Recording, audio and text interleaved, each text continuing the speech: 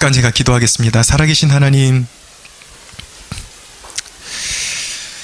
이 말씀을 나눌 때에 정말 말재주로 나누지 않게 해주시고 성령의 감화가 일어나기를 원합니다.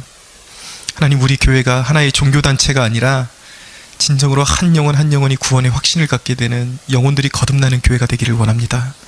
말씀에 빛을 비추어 주시옵소서. 성령님 함께하여 주시옵소서. 감사드리며 예수 그리스도의 이름으로 기도하옵나이다. 아멘.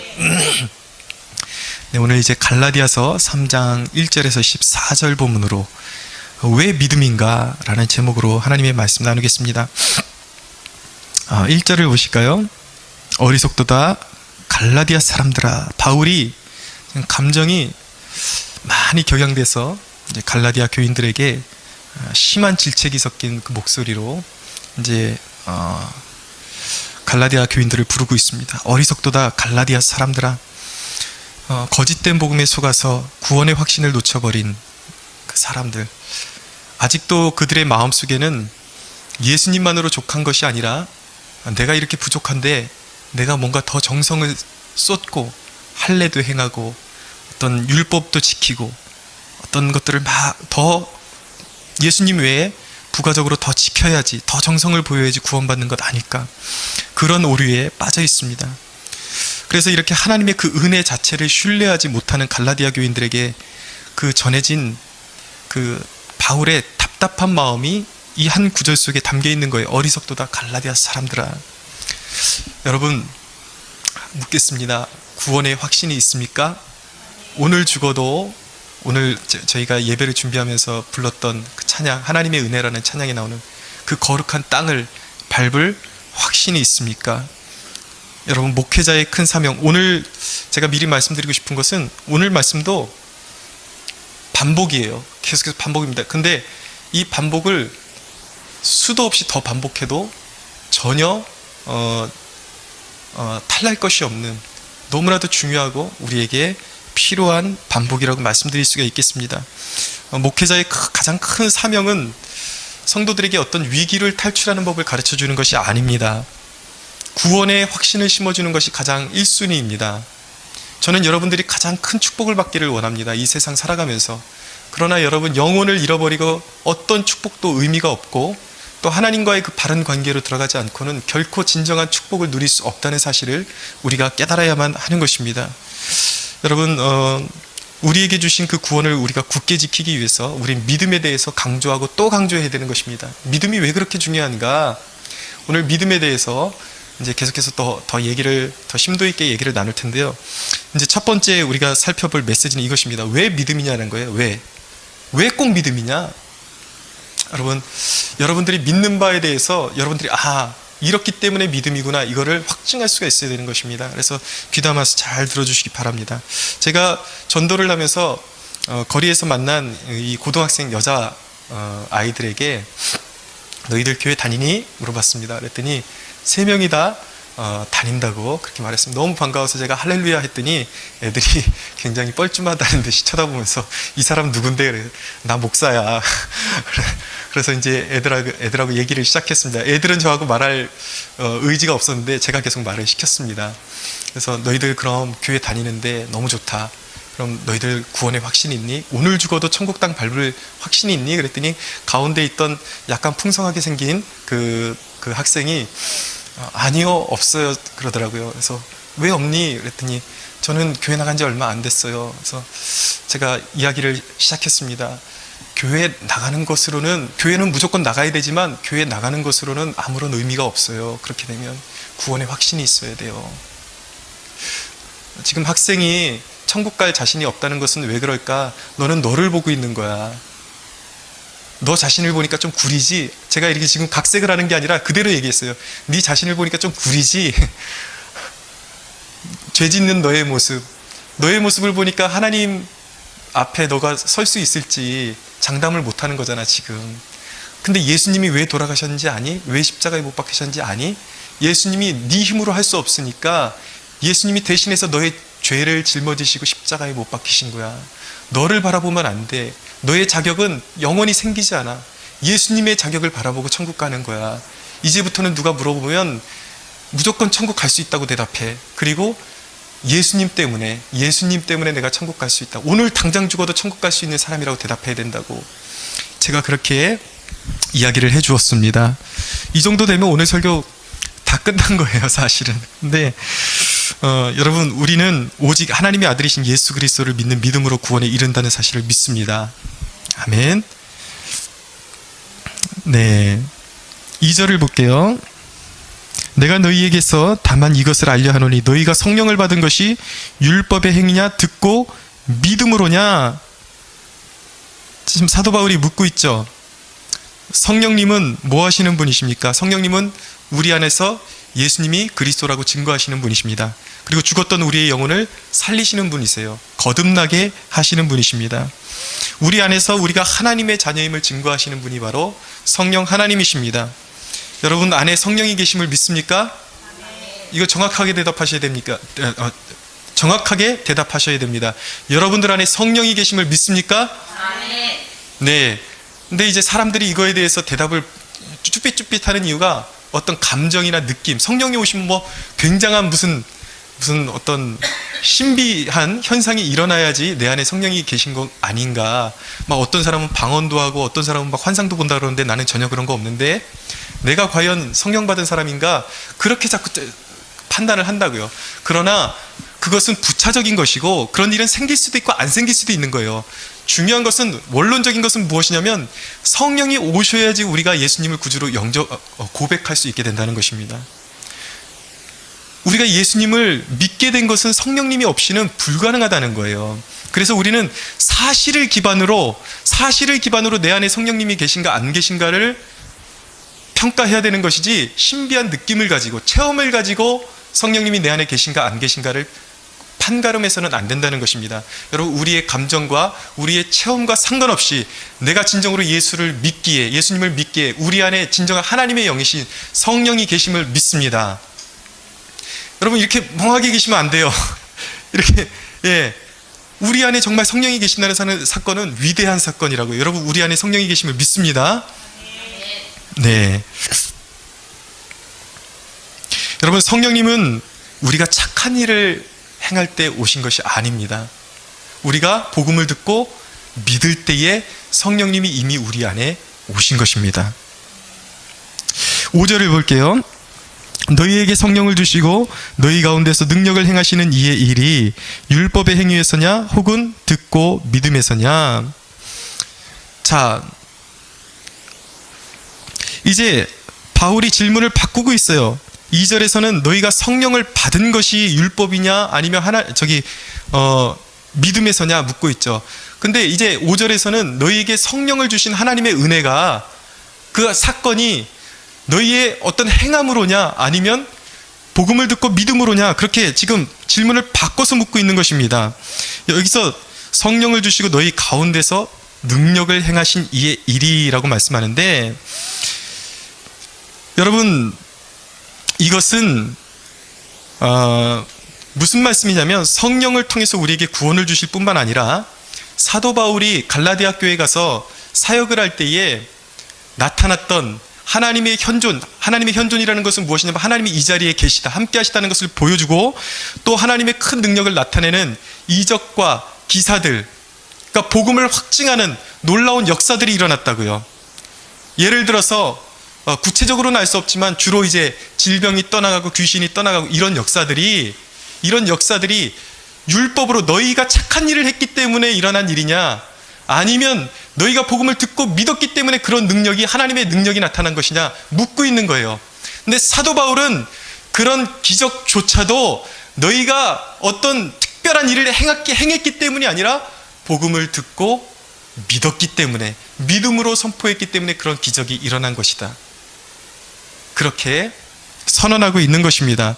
여러분, 믿는 자에게 그런 역사가 일어난다는 것을 우리는 진작 배웠습니다. 우리 마가복음 하면서 믿는 자에게 표적이 따른다고 말씀했어요. 방언이 임하고, 사모하는 자에게 방언이 임하고, 질병을 꾸짖으면 병도 떠나갈 것이고 귀신도 떠나갈 것입니다. 할렐루야. 근데 그런 역사가, 이 성경을 왜곡해서 가르치는 사람들은 뭔가 돛 닦듯이 음식도 가려먹고, 어떤 사람은 피를 먹지 말아야 되니까 생선도 안 먹는 분들이 있어요. 그렇게 생선도 안 먹고 몇십 일을 금식하고, 물론 금식은 필요합니다. 금식을 제가 필요 없다고 말씀드리는 것이 아니라 원론을 말씀드리는 거예요. 그렇게 돛 닦듯이 그런 어떤 특별한 일을 행해야지만 성령님의 능력이 나타나는 것이냐? 아니라는 것입니다. 성령님의 이 병을 고치고 성령님의 역사가 나타나고 귀신이 떠나가는 것도 우리의 착한 행위에 의해서, 우리의 어떤 특별한 행위에서 일어나는 것이 아니라 우리가 복음의 능력, 예수 그리스도의 보혈의 능력을 믿고 선포할 때에 그런 역사가 일어난다는 것입니다. 저는 여러분 오늘 선포합니다. 여러분들이 사모함을 갖게 되기를 원합니다. 오늘 성령이여 임하여 주시옵소서. 오늘 성령의 이런 권능이 우리에게도 임하게 하여 주옵소서. 믿음으로 성령 충만함을 받는 저와 여러분들이 되기를 간절히 소원합니다. 아멘. 여러분, 왜 우리가 율법 또는 선한 행위로 구원받을 수 없는지 제가 좀 설명을 드리겠습니다. 제가 여러분들에게 질문을 드릴 거예요. 잘 들어보시기 바랍니다. 어떤 사람이 있습니다. 어떤 한 사람이 있는데 여러분의 어떤 호의를 물리치고 여러분들을 노골적으로 배신했어요. 그리고 여러분들에게 씻을 수 없는 마음의 상처를 안겨준 어떤 한 사람이 있다고 치자고요. 근데 그 사람이 여전히 잘못하는 일이라고는 여러분들한테 그렇게 깊은 상처를 주고 씻을 수 없는 죄를 범해놓고 여러분들을 여전히 조롱하고 무시합니다. 여러분들을 인격적으로 대우하지 않아요. 그런데도 불구하고 그 사람이 다른 곳에서는 자기 자식에게 있어서는 최고의 아빠예요. 이웃에게 그렇게 상냥할 수가 없습니다. 그리고 선한 일도 많이 해요. 자기 나름대로 돈 벌어가지고 좋은 막 기부도 하고 이런 좋은 일들을 많이 한다고 치자고요. 그 사람이 그렇게 좋은 일을 많이 한다고 해서 여러분들에게 그런 심한 상처를 주고 여러분들에게 죄를 범한 그 사람이 여러분들을 옳은 사람이라고 고백할 수 있겠습니까? 선한 사람이라고 고백할 수 있겠습니까? 여러분들을 계속해서 여러분들을 무시하고 여러분들에게 그런 심한 죄를 범해놓고서 전혀 죄책감도 없이 그렇게 잘 살고 있다고요. 그 사람을 우리가 과연 의인이라고 말할 수 있겠냐고요. 선한 사람이라고 동요할 수 있겠느냐고요. 그럴 수 없다는 것이죠. 여러분, 강도도 자기 자식에게는 잘해줍니다. 근데 그 강도가 자기 자식에게 잘해주는 것을 보면서 저 사람은 참 의로운 사람이라고 말해줄 수 있는 사람이 있겠냐고요. 없는 것이죠. 그것은 그냥 자기가 해야 될 당연한 일만 하고 있는 거예요. 그 강도는. 결코 우리는 그 강도를 의로운 사람이라고 인정해주지 못합니다. 마찬가지라는 거예요. 잘 들으시기 바랍니다. 인간이 하나님을 떠나서 하나님을 무시하고 하나님을 없다고 합니다. 여전히 하나님을 조롱합니다. 그런데 인간이 하나님을 떠나서 돈 벌고 좋은 일을 하고 착한 일을 계속 한단 말이에요. 가정을 잘 돌보고 그 모습을 보면서 하나님께서 그 사람을 의롭다고 인정해 주시겠느냐고요. 구원의 문제라는 것이 바로 이런 것입니다. 사람들은 착각하는 것이 자기가 착한 일을 많이 하고 선행을 많이 하고 그렇게 살아가면은 자기도 천국 갈 수 있다고 생각하는 사람들이 있다는 거예요. 근데 그것은 착각이라는 것입니다. 하나님과 원수된 사람이 하나님 앞에 그 잘못을 인정하지 않고 회개하기 전까지는 결코 구원받을 수 없다는 것입니다. 그러니까 구원이라는 것은 선한 일의 문제가 아니라 하나님과의 관계의 문제라는 것을 제가 말씀드리고 있는 것입니다. 이제 이해가 가시죠? 인간이 왜 착한 일로 천국에 갈 수 없는지 이제 우리는 깨닫게 된 것입니다. 여러분 생각해 보세요. 저는 실제로 그런 일을 경험한 적이 있거든요. 나에게 심한 인격적인 모멸감을 준 사람이 이상하게 내 앞에서만 더 보란듯이 다른 사람들에게 친절하게 대해주고 이런 모습을 볼 때 제 마음속에 솔직히 인간적으로 막 경멸이 일어나더라고요. 저런 이중인격자, 하나님이 어떻겠냐고요. 하나님의 마음이, 하나님이 지으셨고 하나님이 그 아들까지 주셨는데 하나님의 존재를 인정하지 않는 사람이 자기가 착한 줄 알고 열심히 더 착한 일을 해서 자기의 명성을 떨치려고 그러고 자기를 합리화시키려고 그래요. 그러면 하나님의 눈에는 어떻게 보이냐면 그 사람이 착한 일을 하면 할수록 더 가증스러운 거예요. 본질이 인간인데 하나님 앞에 화해할 생각을 안 하고 하나님 앞에 잘못을 인정할 생각을 안 하고 자기 잘난 맛에 살아가는 인간들, 하나님 앞에서는 가장 가증스러운 인간들이 바로 그런 사람들인 것입니다. 여러분, 하나님은 공의이시기 때문에 죄인을 반드시 벌하셔야 합니다. 그런데 하나님이 하신 일이 무엇입니까? 바로 독생자 예수 그리스도를 이 땅에 보내주셔서 죄 없으신 분을 죄인의 모양으로 삼으시고 죄인의 대표로 삼으셔서 그에게 우리가 받아야 할 진노를 다 쏟아 부으셨습니다. 놀라운 사실이에요. 피해자는 하나님이세요.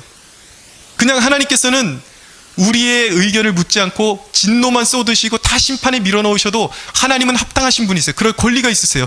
그런 분이 마음의 상처는 하나님이 받으셨는데 구원의 길까지도 자기 아들을 십자가에 내어주셔서 구원의 길까지 주셨다는 것입니다. 그것이 바로 하나님의 은혜입니다. 그래서 요한복음 3장 36절에 이렇게 말씀합니다. 아들을 믿는 자에게는 영생이 있고 아들에게 순종하지 아니하는 자는 영생을 보지 못하고 도리어 하나님의 진노가 그 위에 머물러 있느니라. 여러분 생각해 보세요.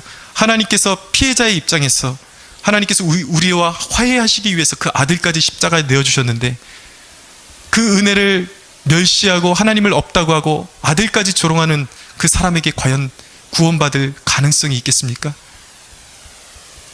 하나님의 진노를 고스란히 자기가 감수해야 하는 것입니다. 그에게는 소망이 없는 것입니다. 여러분, 제가 질문 한 가지 더 드릴게요. 어떤 사람이 술 주정뱅이에 방탕한 사람이었습니다. 그런데 아직까지 그에게 있어서 아직까지도 그런 술 먹는 습관이나 어떤 방탕한 습관이 완전히 제거되지는 않았어요. 제거되지는 않았지만 그가 마음속에 어떤 깨달음이 있어서 죄인임을 깨닫고 예수님을 구주로 영접하게 되었습니다. 하나님께서 이 사람을 의롭다고 하실까요? 아니면 또 한 사람이 이런 사람이 있습니다. 평생 하나님을 인정하지 않지만 자신의 것을 다 헌신하고 기부하고 선행을 많이 한 사람이 있습니다. 하나님께서 이 둘 중에 어떤 사람을 의롭다고 하시겠습니까? 예, 세상 사람들이 생각하기에는 두 번째 사람, 선한 일을 많이 한 사람이 의롭다함을 입을 것 같지만 하나님의 눈에는 그것이 아니에요. 아무리 부족하고 아직도 죄를 짓고 있다 할지라도 하나님께 먼저 내가 이렇게 더럽고 추악하지만 자격 없지만 내가 정말 이제는 죄인임을 깨달았습니다. 내가 세상에는 살 길을 찾지 못하고 하나님의 아들이신 예수 그리스도를 나의 구주로 영접합니다. 이 사람이 더 의로운 거예요. 더 의로운 것이 아니라 하나님께서 그 사람을 구원하시고 두 번째 사람, 자기 잘난 맛에 사는 사람은 버림받을 수밖에 없는 것입니다. 그것이 바로 하나님의 은혜의 원리예요. 사랑하는 여러분, 다시 한번 선포합니다. 구원은 우리의 자격이 아니라 우리의 갖춘 것이 아니라 오직 하나님의 아들이신 예수 그리스도를 믿는 믿음으로 받는 것임을 믿습니다. 아멘. 그렇다면 우리는 믿음의 당위성을 한번 생각해 봐야 합니다. 왜 믿음인가? 두 번째 이제 메시지로 들어가는데, 왜 믿음으로 구원받는 것이 당연한 것인가? 그 예증을 이제 사도 바울이 두 가지를 들어서 설명하고 있는 것입니다. 첫 번째는 무엇이냐면 아브라함을 설명하는 것입니다. 믿음의 조상인 아브라함이 행위가 아니라 믿음으로 의롭다함을 받았다는 것입니다. 오늘 본문 6절에서 8절 같이 한번 읽어보겠습니다. 시작. 아브라함이 하나님을 믿음에 그것을 그에게 의로 정하셨다 함과 같으니라. 그런즉 믿음으로 말미암은 자들은 아브라함의 자손인 줄 알지어다. 또 하나님이 이방을 믿음으로 말미암아 의로 정하실 것을 성경이 미리 알고 먼저 아브라함에게 복음을 전하되 모든 이방인이 너로 말미암아 복을 받으리라 하였느니라. 아멘. 이제 사도 바울이 믿음으로 구원받음을 하나님이 이루신 그 이스라엘의 역사 가운데 이루신 구원의 역사를 통해서 증명하고 있는 것입니다. 아브라함은 믿음의 이제 조상이거든요. 근데 유대인들은 아브라함이 자신들의 믿음의 조상이기 때문에 아브라함이 할례를 받아서 율법을 지켜서 구원을 의로움을 받았다고 그렇게 믿고 있었습니다. 그러나 사도 바울의 논증은 이거예요. 아브라함이 할례를 받기 전에 믿음으로 이미 의롭다함을 받았다라는 것입니다. 그러니까 할례는 믿음으로 의롭다함을 받은 것을 인친 거, 확증한 표시일 뿐이라는 거예요. 제가 지난주에도 계속 반복해서 말씀드렸죠. 창세기 15장 6절에 이렇게 말씀합니다. 아브라함이 당시에는 이제 아직 이름이 개명이 안 돼서 아브람이었습니다. 아브라함이 여호와를 믿으니 여호와께서 이를 그의 의로 여기셨다라고 말씀하고 있는 것입니다. 아브라함이 무엇을 믿었습니까? 하나님께서 아브라함을 불러내셔서 너의 자손을 하늘의 별과 같이 땅의 티끌과 같이 많게 하실 것이다. 그 약속을 믿었어요. 그 약속을 주신 하나님을 믿었습니다. 그리고 그 자손을 통해서 메시아 예수 그리스도를 보내주시겠다는 그 하나님의 약속을 믿었습니다. 그 믿음, 그 약속을 주신 하나님을 믿은 그 믿음을 보시고 아브라함을 의롭다고 선언하셨다는 것입니다. 여러분, 여기서 우리가 참 믿음이 무엇인지 우리가 좀 짚고 넘어갈 필요성이 있습니다. 참 믿음은 무엇입니까? 첫째, 참 믿음은 불가능 속에서 하나님의 말씀이기 때문에 믿는 거예요. 아브라함의 믿음은 어떤 믿음이었는가? 불가능 속에서 하나님의 말씀을 믿는 믿음이었습니다.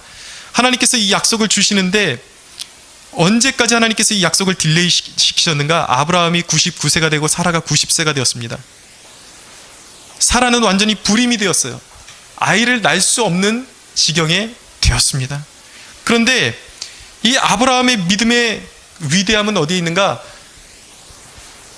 자신의 아내인 사라가 불임이 되어서 아이를 가질 수 없는 그 지경까지 갔음에도 불구하고 하나님께서 약속하셨기 때문에 아이를 주실 것이라는, 약속의 자손을 주실 것이라는 그 약속의 말씀을 믿었다는 것입니다.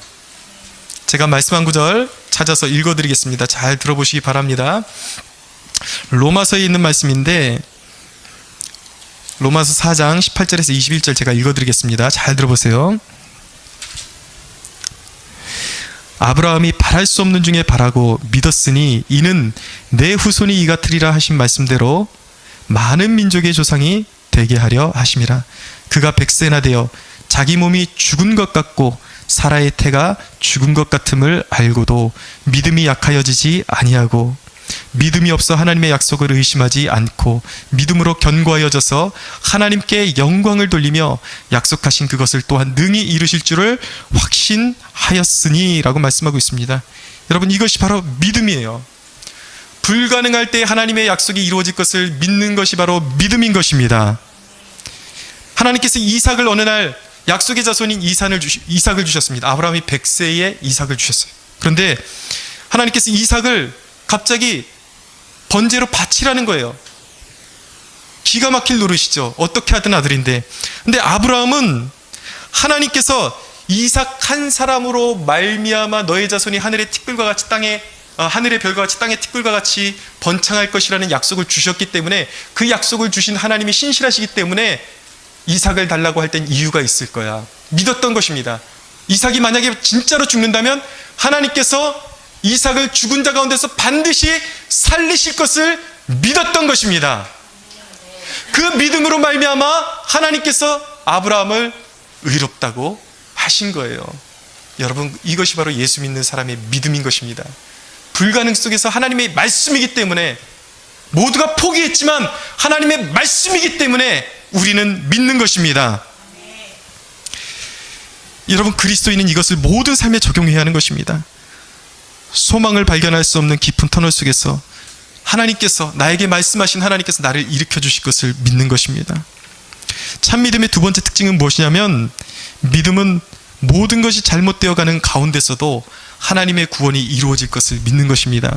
오늘 11절 보세요. 갈라디아서 11절 보니까 이는 의인은 믿음으로 살리라 하였음이라. 하반절에 말씀하고 있죠. 이 대목이 어디에 나오는 말씀이냐면 하박국서 2장 4절에 나오는 말씀입니다. 하나님께서 이 하박국 선지자에게 묵시를 보여주셨어요. 이상을 보여주시면서 범죄한 그 유다 백성들에게 바벨론이라는 대제국이 침공에 들어와서 처참하게 짓밟을 것을 미리 말씀해 주셨어요.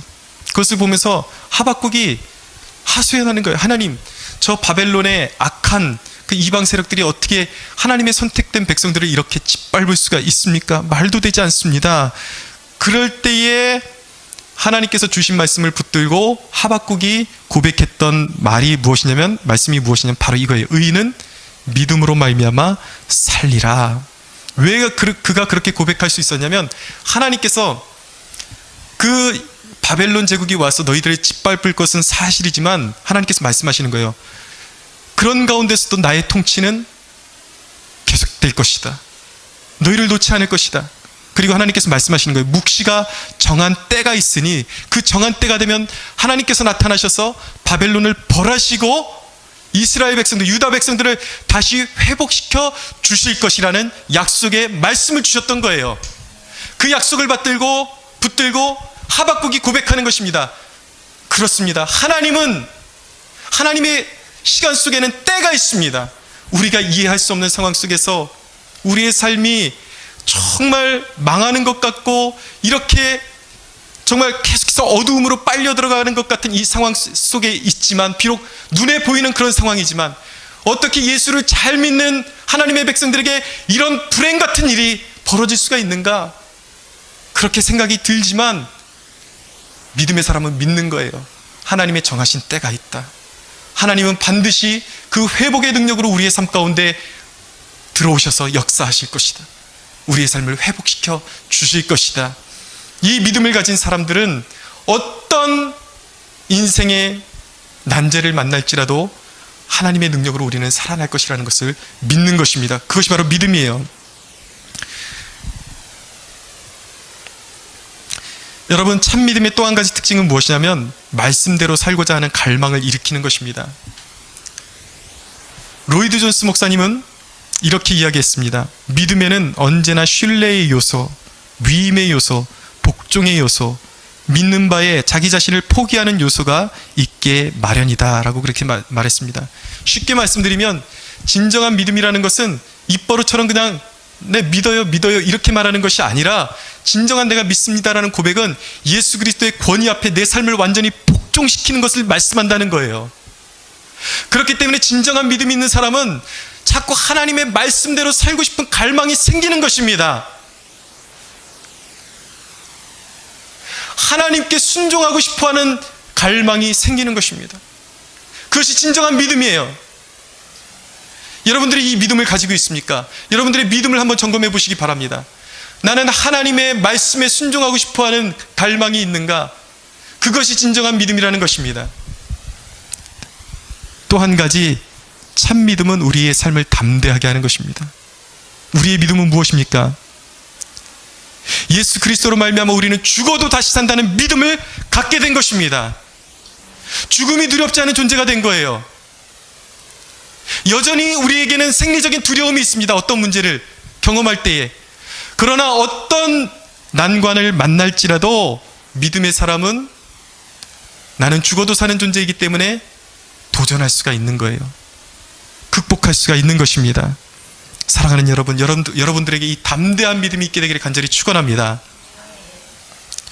여러분, 왜 율법이 아니라 믿음인지 사도 바울이 두 번째 예증을 대는 것이 무엇이냐면 십자가를 통해서 설명하는 거예요. 오늘 본문 10절에서 13절 한번 보겠습니다. 같이 한번 읽겠습니다. 시작. 무릇 율법 행위에 속한 자들은 저주 아래에 있나니 기록된 바 누구든지 율법책에 기록된 대로 모든 일을 항상 행하지 아니하는 자는 저주 아래에 있는 자라 하였습니다. 또 하나님 앞에서 아무도 율법으로 말미암아 의롭게 되지 못할 것이 분명하니 이는 의는 믿음으로 살리라 하였습니다.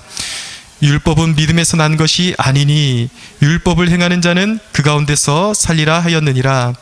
그리스도께서 우리를 위하여 저주를 받은 바 되사 율법의 저주에서 우리를 속량하셨으니 기록된 바 나무에 달린 자마다 저주 아래에 있는 자라 하였음이라. 아멘. 여러분, 우리가 선한 행위로 구원을 받으려면 하나님의 완전하신 요구 하나하나까지 다 디테일하게 이루어야 하는데 인간이 그럴 능력이 없다는 거예요. 여러분, 기부를 1000만 원을 해도 우리가 한순간에 마음속으로 음란한 생각을 하거나 누군가를 미워하기만 하면 이미 그 사람에게 음란죄가 적용이 되고 살인죄가 적용이 되는 것입니다. 주님께서 말씀하셨어요. 형제를 보고 미워하는 자마다 이미 마음으로 살인하였다고 말씀하고 있어요. 율법이라는 것은 그런 거예요. 감히 인간이 접근할 수 없는 그런 기준을 하나님이 제시하시는 거예요. 그러니까 사람이 자기의 착한 행위를 가지고 구원에 이르려는 것이 얼마나 더덥고 미련하고 잘못된 것인지를 우리가 깨달을 수 있는 것이죠. 여러분, 십자가는 율법을 지키지 못해서 우리가 갚아야 하는 모든 죄악의 값을 주님이, 예수님이 십자가에서 속량하신 거예요. 우리의 죄값을 대신해서 갚아 주신 것입니다. 아멘. 무엇으로? 자기의 피와 살과 피를 다 쏟아주셔서, 물과 피를 다 쏟아주셔서 우리의 죄값을 모조리 청산하신 것입니다. 하나님께서 여러분의 자격을 묻지 않는 이유는 여러분들이 예수 그리스도를 구주로 믿을 때에 여러분의 죄가 십자가에서 다 도말되기 때문입니다. 여러분, 이거 엄청난 은혜의 역사인 것입니다.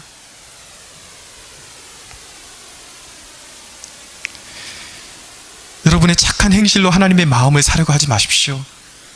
아까 말씀드렸듯이 여러분들이 착한 행실로 하나님의 마음을 사려고 하면 할수록 하나님의 진노만 더 살 뿐입니다. 그것이 아니라 오직 십자가 앞에 여러분들 엎드리셔야 돼요. 오직 주님만이 나의 구원의 길이십니다. 나의 삶을 주님께 드립니다.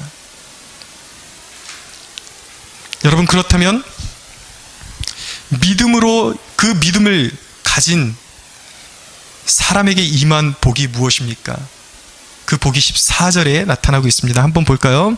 이는 그리스도 예수 안에서 아브라함의 복이 이방인에게 미치게 하고 또 우리로 하여금 믿음으로 말미암아 성령의 약속을 받게 하려 하심이라.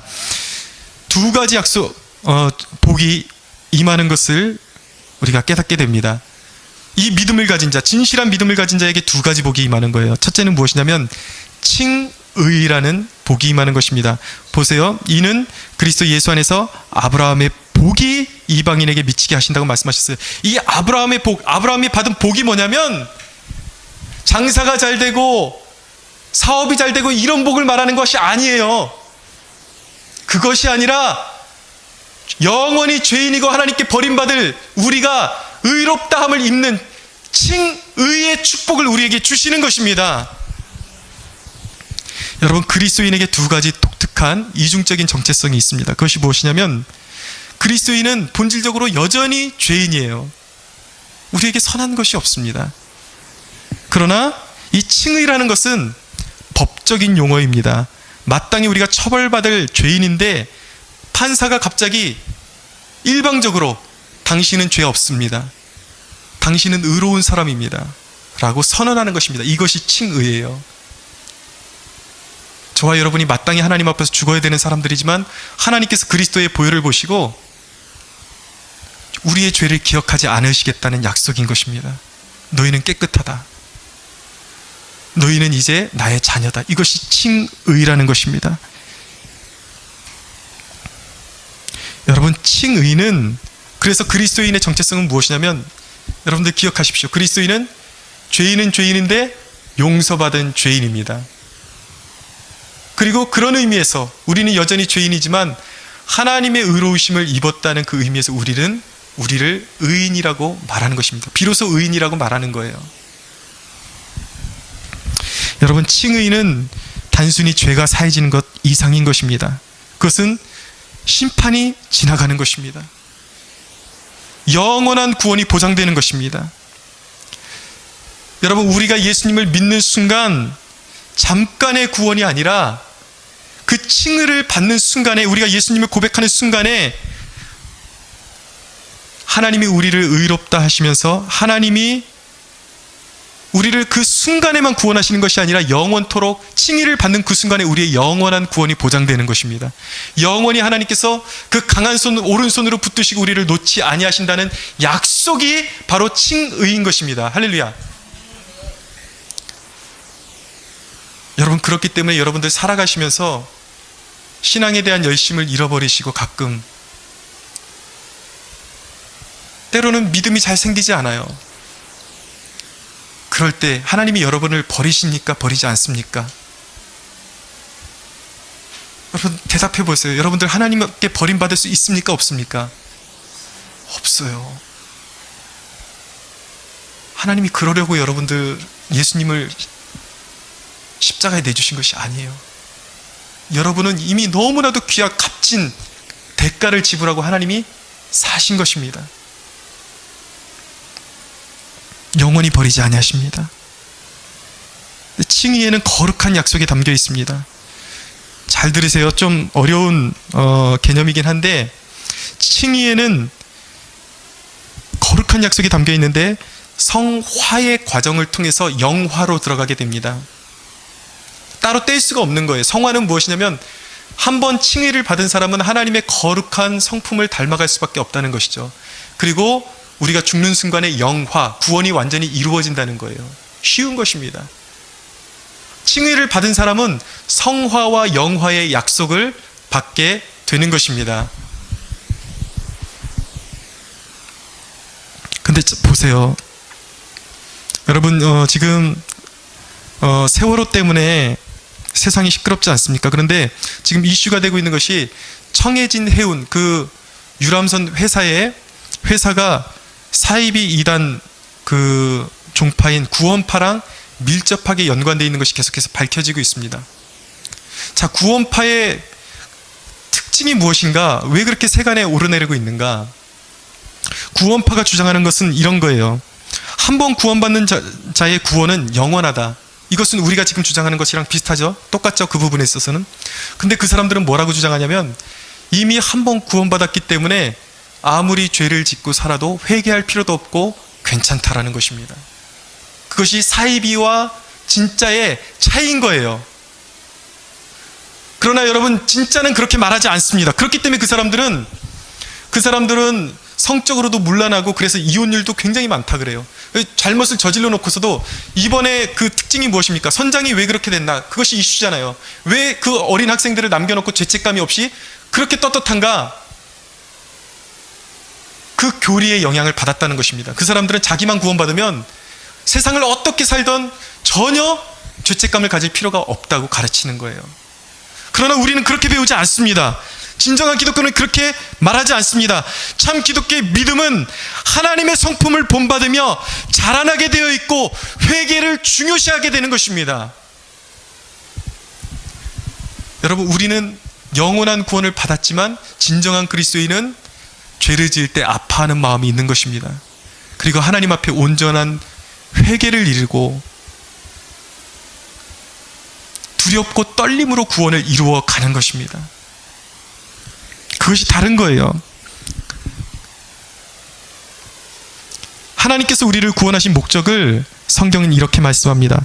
그가 우리를 대신하여 자신을 주심은 모든 불법에서 우리를 속량하시고 우리를 깨끗하게 하사 선한 일을 열심히 하는 자기 백성이 되게 하려 하심이라 라고 말씀하고 있어요. 자, 선한 일로 우리가 구원받는 것은 아니지만 예수님의 보혈로 구원받은 우리의 삶의 목적은 이제 그때 가서 선한 일을 많이 하게 되면 하나님의 기쁨이 된다는 것입니다. 그렇기 때문에 우리는 하나님의 기쁨을 위해서 세상 가운데 선한 빛을 비추며 선한 일을 도모하며 살아야 하는 것입니다. 두 번째 축복이 있는데 하나는 뭐라 그랬어요? 칭의라고 말씀드렸죠?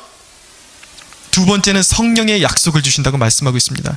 성령의 약속은 무엇입니까? 그것은 보증을 말하는 거예요. 성령께서 우리 안에 오셔서 너의 구원은 취소되지 않아. 너는 하나님의 자녀야 라는 것을 증거해 주시는 것입니다. 성령께서 우리에게 보증해 주시는 약속이 무엇입니까? 영생을 주시는 거예요. 성령께서 우리 안에 계시기 때문에 우리가 영생을 받는 것입니다. 그리고 부활이 약속되는 것입니다. 사랑하는 여러분, 우리는 죽어도 살 것입니다. 여러분, 우리의 육체가 다시 살 것을 믿고 계십니까? 우리는 한번 죽습니다. 그러나 마지막 날에 우리의 육체도 살게 될 것입니다. 그것이 바로 성령이 주시는 선물이에요.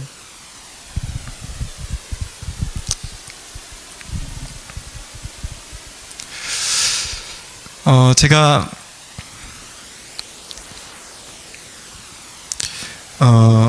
우연히 어떤 목사님의 설교를 듣다가 너무 은혜로운 간증을 제가 접하게 됐는데 그 목사님이 사용하신 그 예화의 내용이 저에게 참 마음에 감동이 돼서 그 목사님이 말씀하신 간증의 그 주인공을 제가 찾아서 한번 그 간증을 들어보았습니다. 그 간증의 일부분을 제가 좀 이렇게 발췌해서 말씀드리려고 합니다.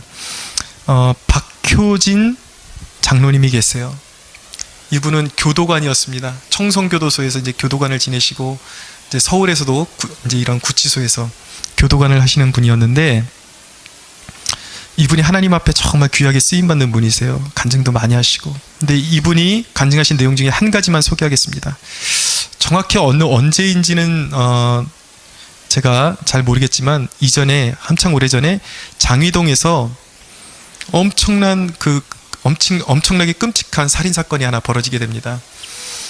한 청년이 자기 부모님을 둔기로 다 때려 죽이고, 그리고 자기 형과 형수님도 한 집에서 다 둔기로 때려 죽이게 됩니다. 그러고 나서 일가족을 다 이렇게 그 마당에다가 삽으로 파서 거기다 한꺼번에 묻어버린 거예요. 그것이 이제 발각이 됐습니다. 엄청난 이제 살인마인데, 그 살인마가 이제 이름이 호성이라 그래요. 호성이. 이 호성이라는 범죄자가 이제 이 박효진 장로님이 계신 교도소로 오게 되었습니다. 그래서 이 박효진 장로님이 너무 그를 만나고 싶은 거예요. 그에게 이제 복음을 전해야 하니까. 왜냐하면 이 호성이는, 이제 이 호성이라는 인물은 보나마나 그때 당시만 해도 이제 사형제도가 실행이 됐을 때이기 때문에 보나마나 사형이기 때문에 이 영혼이라도 어떻게 해서든 구원하고 싶어서 그를 그렇게도 만나고 싶어 했는데, 마침 다른 그 구치소로 가기로 결정돼 있었는데 자기 구치소로 계획이 변경돼서 오게 된 거예요. 그래서 이 박효진 장로님이 이 호성이라는 이 청년과 이제 대면을 하게 됩니다. 이제 독방에, 이제 작은 방에서 대면을 하게 되는데 너무 깜짝 놀랐다는 거예요. 첫 번째 소름 끼친 거는 왜 소름 끼쳤냐면, 그가 너무나도 흉악해 보여서 소름이 끼친 게 아니라 너무 아이 같고 너무 조그맣고, 그의 실제적인 성격은 쓰레기 하나 이렇게 함부로 버리지 못할 만한 그런 유약한 소심한 성격을 갖고 있더라는 거예요. 이 시대의 살인마가 그런 모습을 갖고 있더라는 것입니다. 근데 갑자기 신문하는데 이 호성이라는 청년이 갑자기 몸을 뒤로 돌리더니 이상 증세를 보이더래요. 그래서 막 두리번 막 눈이 뭔가를 초점을 맞춰서 계속 따라다니면서 헛소리를 하더라는 거예요. 근데 이분이 이제 이 장로님이 영적으로 좀 민감한 분이셨습니다. 그래서 이 친구 앞에 뭐가 나타났구나, 그것을 이제 깨달은 거죠. 그래서 그 친구한테 불러가지고, 어이, 지금 네 앞에 누구 있지? 그러니까 이 청년이 깜짝 놀랐고, 아니 교도관님이 그걸 어떻게 하시냐고, 나 미치겠다고. 귀신이 그렇게 자기를 쫓아다니면서 괴롭힌다는 거예요. 어느 날 그것을 자기에게 알 수 없는 힘이 임해 있는 것을 자기가 깨닫게 됐는데, 그날도 부모님에게 돈 좀 달라고 올라갔는데 거절당했다는 거예요. 그래서 내려오고 있는데 그 귀신이 가로막고 다시 올라가라고, 그래서 가서 죽이라고. 근데 마음으로는 안 된다라는 그런 생각을 계속해서 갖고 있었는데 몸이 말을 안 듣더래요. 뭔가에 사로잡혀가지고 가서 일격에 그냥 망치로 때려서 죽인 거죠.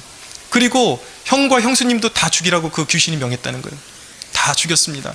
근데 그 사건이 미제가 됐던 게, 너무 풀기가 어려웠던 게, 이 연약한 청년이 혼자 파기에는 너무 큰 구덩이를 팠다는 거예요. 이 순식간에. 무려 길이가 5m에 폭이 2m가 되고 깊이가 3m가 되는 그러한 구덩이를 파고 시체를 묻었는데, 이건 도대체 경찰들이 봤을 때 혼자의 소행이 아니다. 그래서 풀기가 어려웠다는 거. 근데 이 청년의 그 고백을 듣고 보니까 귀신이 그 삽에 앉았다라는 것 같아요. 그 삽에 앉아서 자기에게 힘을 주니까 그 딱딱한탕을 파는데 모래 파듯이 그냥 슥슥 일어나더래요. 순식간에 그냥 파버렸다는 것입니다. 다 묻어버렸다는 거예요. 그런데 이 박효진 장로님이 그 독방에서 이제 하나님 앞에 이제 기도를 하고 그 사탄을 대적하는 기도를 하게 됩니다. 근데 이 청년이 갑자기 이제 사탄이 물러가는 것을 보게 되는 거예요. 머리가 상쾌해졌다고, 너무 지금 편안하다고. 그때 이제 예수님을 증거했는데, 너 예수 믿어야 된다. 어차피 너는 이제 사형인데 네 영혼이라도 구원받아야 된다. 그랬더니 이제 복음을 전파한 것이죠. 하나님이 이렇게 큰 은혜를 주시는 분이다. 십자가의 은혜를 믿기만 하면 구원을 받는다. 라고 복음을 증거했습니다. 그런데 이 청년이 하는 말이, 하나님이 그렇게 크신 분인 것은 이해했습니다. 그러나 그 청년이 말하는 것이 이거예요. 아무리 하나님이라도 나같이 이렇게 끔찍한 죄인을 용서하시겠습니까? 내 죄가 이렇게 큰데 용서하시겠습니까? 그래서 이 박효진 장로님이 아니다. 하나님의 은혜는 어떤 죄보다도 훨씬 큰 은혜이다. 믿기만 하면 된다. 그래서 이 호송이라는 이 범죄자가 예수님을 영접했다는 것입니다. 그리고 감방에 이제 수용 생활하는데 감방에서 혼자 뭐라고 했냐면 혼자 성경을 펴놓고 그렇게 읽으면서 울고 있더래요. 자신이 내가 왜 그렇게 죄에 매여 살았나. 그러면서 이 박효진 장로님이 그 방으로 들어가면 그렇게 부둥켜 그 품에 안겨서 울고 고맙다고 나에게 이 복음을 전해준 장로님 너무 고맙다고 그렇게 고백했다라는 것입니다. 그래서 그는 주님을 영접하고 그 이후로 그 귀신은 떠나가고 영적인 자유함 가운데 그렇게 죽음을 맞이하고 천국에 가게 되었습니다. 시간이 많이 지났는데 이 부분만 조금 제가 한 부분만 조금 더 말씀드리고 싶어요. 너무나도 귀한 간증이기 때문에. 그분이 29명의 사형수를 이제 죽는 것을 보았다고 합니다. 근데 정말 그 수용소 안에서 예수님을 영접한 한 죄수가 올라오는데 이 예수님을 영접한 죄수니까 이 교도관 가운데 이 친구들만큼은 우리 믿는 사람들이 천국으로 보내주자 그래서 자원을 해서 이렇게 4명이 믿는 이제 집사님들이 이제 호송을 해서 이제 사형대로 이렇게 보내줬다고 합니다. 근데 이 교도관 이 장로님은 좀 높은 분이라서 직접 이렇게 사람을 이렇게 호송하지는 않고 그냥 앞에서 앉아서 보고 있던 거예요, 참관자로. 근데 그 4명의 집사님이 이 살인자를 이제 사형수를 데리고 올라오는데 이 사형수의 얼굴이 정말 해와 같더래요. 그러면서 할렐루야, 할렐루야, 할렐루야 외치면서 오면서 이제 마지막 죽기 전에 이제 그 신문관이 마지막으로 하고 싶은 얘기 하고 싶으면 하라고 그렇게 기회를 주고 그리고 그 사람이 죄목이 뭔지를 쭉 이렇게 읽어준다고 합니다. 그런데 이 사형수가 하는 말이 저는 정말 죽어 마땅한 죄를 범했습니다. 그러나 저는 예수님의 은혜로 말미암아 이제 천국에 들어갈 수 있는 하나님의 자녀가 되었습니다. 이전에 내가 그렇게 끔찍하고 더러운 죄를 지었다는 것 이제는 듣기도 싫습니다. 미안하지만 그거를 좀 안 했으면 좋겠습니다. 그러고 나서 찬송을 부르면서 그렇게 해와 같은 얼굴로 감사하다고 그러면서 그렇게 하나님께로 가더라는 것입니다. 근데 예수를 영접한 모든 사람들마다 그 죽음에 그 직면했는데 아무도 두려워하지 않고 그렇게 할렐루야를 부르고 얼굴이 밝아지고 그러면서 담담하게 죽음을 맞이하더라는 거예요. 그런데 그 중에 예수를 믿지 않고 다른 종교를 가지고 있거나 이 사람들의 한결같이 특징이 무엇이냐면 그 사람들이 올라오는데 앞에 그 이제 끈이 보이잖아요. 그것을 보고서 사람들의 반응은 얼굴이 시커매지고 이그러지고 어떤 사람은 그걸 보자마자 오줌을 싼다는 거예요. 오줌을 싸고 대부분의 사람들은 심한 욕설을 하고 저주를 하면서 죽는다는 것입니다. 그런데 예수를 그 가운데서 복음을 믿는 사람들, 예수를 영접한 사람들은 한결같이 죽음 앞에서 당당하고 그렇게 천국에 입성하는 그런 모습을 보여주었다는 것입니다. 사랑하는 여러분, 저와 여러분에게 다 그런 날이 올 것입니다. 제가 여러분들에게 해드릴 수 있는 일은 늘 이 믿음을 가지라는 이 권면을 해드리는 것 뿐이에요. 이제 여러분들에게 과제가 남아 있습니다. 여러분들 오늘 죽어도 그 거룩한 땅을 밟을 믿음이 있으십니까? 아멘이라고 대답해. 누구 때문입니까? 예수님 때문입니다. 할렐루야. 여러분의 구원의 확신을 빼앗아가는 원흉이 무엇입니까? 여러분들의 자격입니까? 여러분들의 자격을 믿지 마시고 예수님을 믿으십시오. 삶을 그분께 드리기로 결단하십시오. 자격 없는 여러분을 씻어서 존귀한 삶을 주실 것입니다. 고난과 죽음도 예수님을 살리신 하나님의 능력이 나를 일으키실 것을 믿으시기 바랍니다. 우리 하나님께 큰 영광의 박수 올려드리기 바랍니다.